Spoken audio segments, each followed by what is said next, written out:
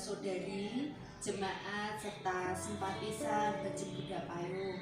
Kita naikkan puji syukur karena pada malam hari ini kita boleh ada bersama-sama dalam persekutuan doa Jumat. Mari kita akan berdoa untuk memulai dan mohon pimpinan Tuhan. Tuhan Yesus, Allah Bapa kami yang bertata di dalam kerajaan surga, kami naikkan puji dan syukur untuk segala hal yang Kau berikan bagi kami, Bapa. Setiap kekuatan, penghiburan, penyertaan-Mu yang selalu ada di dalam kehidupan kami sungguh mengucap syukur.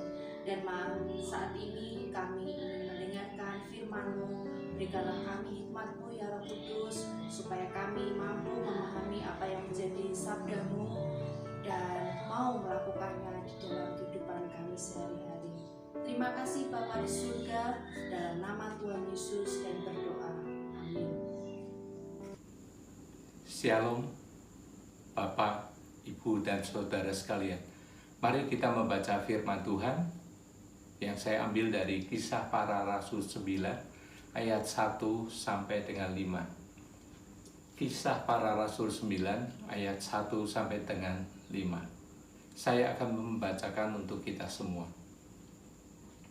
Saulus bertobat. Sementara itu berkobar-kobar hati Saulus untuk mengancam dan membunuh murid-murid Tuhan.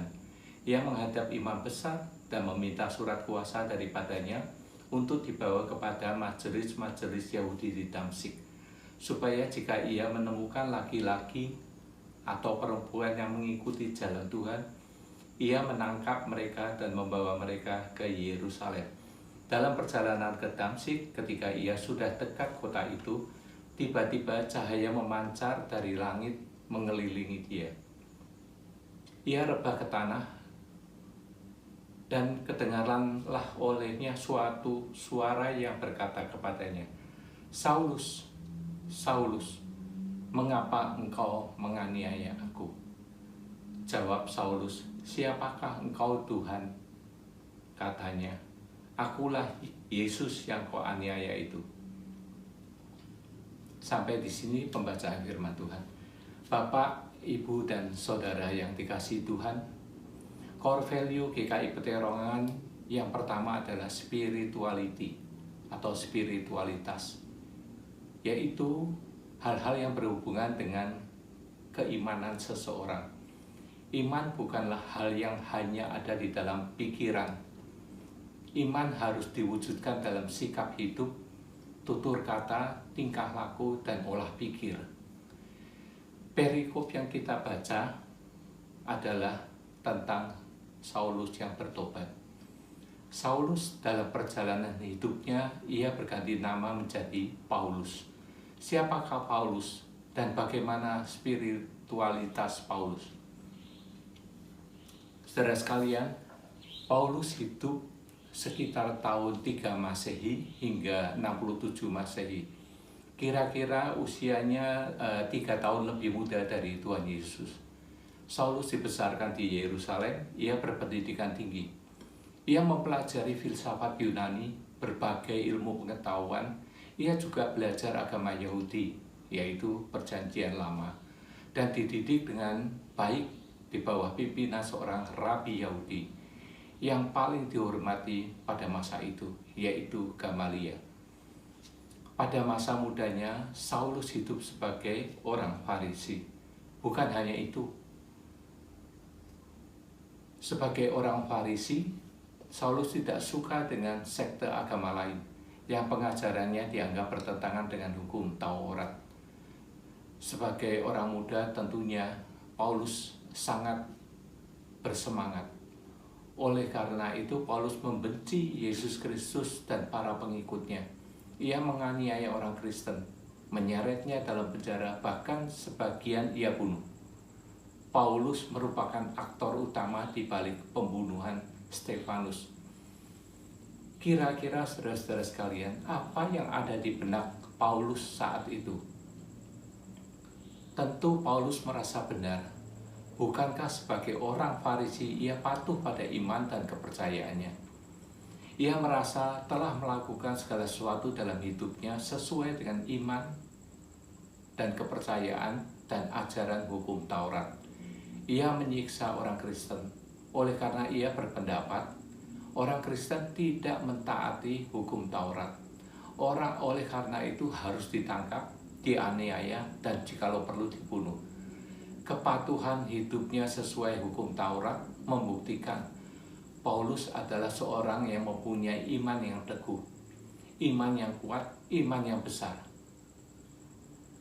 Alkitab mencatat di dalam pasal 9 ayat 1 dan 2 di atas, Paulus menghadap imam besar dan ia meminta surat kuasa daripadanya untuk dibawa kepada majelis-majelis Yahudi di Damsyik, supaya jika ia menemukan laki-laki atau perempuan yang mengikuti jalan Tuhan, ia berhak menangkapnya dan membawa mereka ke Yerusalem. Paulus mempraktekkan imannya. Ia berusaha menjalankan hukum Taurat sesuai dengan imannya. Paulus bukan orang sembarangan. Ia patuh pada hukum. Oleh karena itu, sebelum menangkap pengikut Kristus, ia menghadap imam besar dan ia minta diberi surat kuasa. Namun, dalam perjalanan ke Damsyik, ketika ia sudah dekat kota itu, tiba-tiba cahaya memancar dari langit mengelilingi dia. Seketika itu juga ia rebah dan mendengar suara yang berkata kepadanya, "Saulus, Saulus, mengapa engkau menganiaya aku?" Saulus sangat terkejut dan dia bertanya, "Siapakah engkau, Tuhan?" Jawab orang itu, suara itu, "Akulah Yesus yang kau aniaya itu." Saudara sekalian, sekalipun hidup sejaman dengan Yesus dan menjadi pengikutnya, tampaknya Paulus tidak pernah secara langsung berjumpa dengan Yesus. Perjumpaan Paulus dengan Yesus adalah perjumpaan di dalam roh. Pengalamannya berjumpa dengan Yesus dalam perjalanan ke Damsyik menyebabkan hidup Paulus berubah dari seorang penganiaya orang Kristen menjadi seorang pengikut Yesus Kristus. Paulus merasa apa yang dahulu merupakan keuntungan baginya sekarang dianggap rugi karena pengenalannya akan Yesus. Paulus seorang yang berpendidikan tinggi. Dia seorang warga negara Romawi, orang Farisi, anggota Sanhedrin. Namun setelah ia berjumpa Yesus, Paulus bertobat. Saulus mengalami hidup yang radikal, perubahan hidup yang radikal. Ia mengganti namanya menjadi Paulus. Mari kita bandingkan spiritualitas Saulus dengan spiritualitas Paulus. Iman Saulus dengan iman Paulus. Iman Saulus adalah iman yang besar, yang kuat dan teguh. Ia mendasari imannya dengan kepandaian, kekuasaan yang ia miliki. Ia berpegang teguh pada hukum Taurat. Ia mempraktekkan imannya dalam kehidupan sehari-hari. Ia menganiaya, membunuh orang Kristen, dan ia memandang sebagai ketaatan pada hukum Taurat. Tetapi setelah berjumpa dengan Yesus, Paulus menyadari semua yang ia yakini dan imani adalah hal yang keliru. Karena itu dia mengatakan di dalam Filipi 3 ayat 7, "Tetapi apa yang dahulu merupakan keuntungan bagiku, sekarang kuanggap rugi karena Kristus." Saudara sekalian, Paulus menyadari ia memiliki iman yang besar, namun bukan iman yang benar. Lalu, bagaimana perkembangan iman Paulus setelah ia bertobat? Bagaimana hidup Paulus setelah Yesus menjumpai dalam perjalanan ke Damsyik? Pertobatan Paulus diperkirakan sekitar ketika ia berusia 30 tahun. Setelah bertobat, Paulus menjadi pengikut Kristus yang luar biasa. Imannya bertumbuh dan itu terwujud di dalam kehidupannya. Paulus membanggakan dirinya karena ia orang Romawi. Itu dahulu.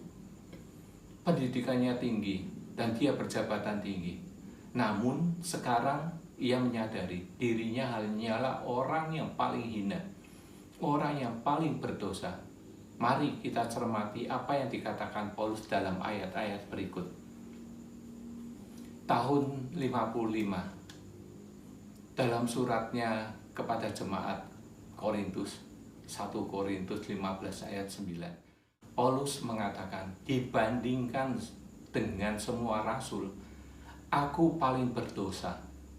Paulus merasa dibandingkan murid-murid Tuhan Yesus, dialah yang paling berdosa. Murid Tuhan Yesus ada 12 orang. Di antara 12 itu dia merasa dia yang paling berdosa. Setelah itu 5 tahun kemudian, kira-kira di tahun 60, dalam suratnya kepada jemaat di Efesus, Paulus mengatakan hal yang sedikit berubah. Sekali ini dia mengatakan dibandingkan dengan semua orang Kristen, yaitu orang-orang kudus, orang-orang percaya, aku yang paling berdosa.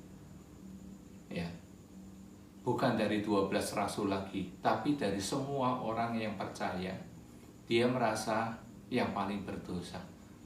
Ya. Perjalanan hidupnya terus membuat Paulus makin bertumbuh. Tahun 64 atau 65 Masehi, dalam suratnya kepada Timotius, di masa di mana Paulus menjelang dihukum mati, ia mengatakan kepada Timotius, anak rohaninya, dibanding dengan semua umat manusia, aku paling berdosa. 1 Timotius 1 ayat 15 berbunyi demikian. Perkataan ini benar dan patut diterima sepenuhnya. Kristus Yesus datang ke dunia untuk menyelamatkan orang berdosa. Dan di antara mereka, akulah yang paling berdosa. Dalam perjalanan hidupnya, Paulus sampai pada titik dibandingkan siapapun di manusia di muka bumi ini, dia adalah orang yang paling berdosa. Tampaknya perjumpaan dengan Yesus telah mengubah iman Paulus dari iman yang besar menjadi iman yang benar. Semakin lama ia menjadi pengikut Kristus, Paulus semakin rendah hati. Dia menyadari dahulu dirinya adalah penganiaya orang Kristen, tetapi Kristus telah memanggilnya sebagai muridnya. Oleh karena itu, Paulus mengatakan, di antara semua orang berdosa, ia yang paling berdosa.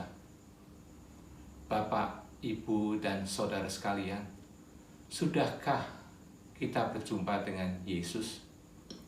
Yesus telah menjumpai Saulus dalam perjalanan ke Damsyik.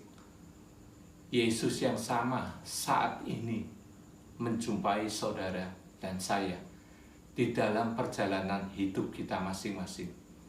Sudahkah perjumpaan dengan Yesus menjadikan kita bertobat? Yesus ingin kita memiliki iman yang benar.